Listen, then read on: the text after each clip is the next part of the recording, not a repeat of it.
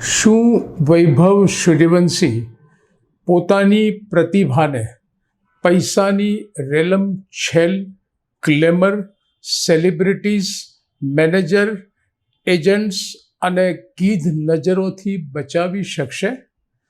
આ વાત મહત્વની છે, કારણ વૈભવ એ માત્ર ક્રિકેટર નથી પણ આ દેશનું અણમોલ રતન છે.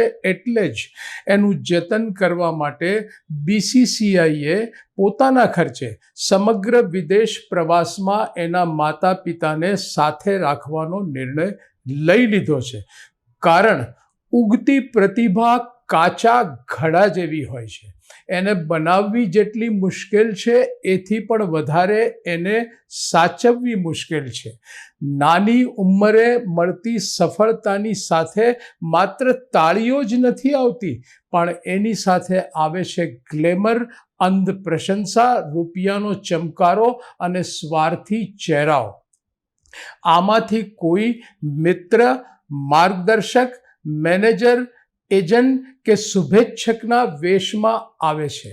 આ બધાનો હેતુ માત્ર વૈભવનું ભલું કરવાનો હોય એ જરૂરી નથી.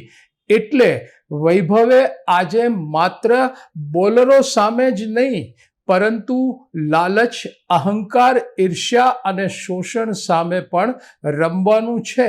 અને તેથી જ એના પરિવાર અને બીસીસીઆઈની જવાબદારી વૈભવની માત્ર ક્રિકેટિંગ સ્કિલ્સ વધારવાની નહીં, પરંતુ એની નિર્દોષતા, એના સંસ્કાર અને એના માનસિક સ્વાસ્થ્યને જાળવવાની પણ છે.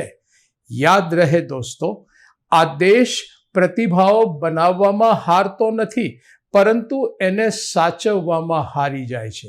અને જો સાવચેતી નહીં લઈએ તો ઇતિહાસના પાના પર વધુ એક પ્રતિભાને ગુમનામ બની અને નોંધાતા વાર નહીં લાગે.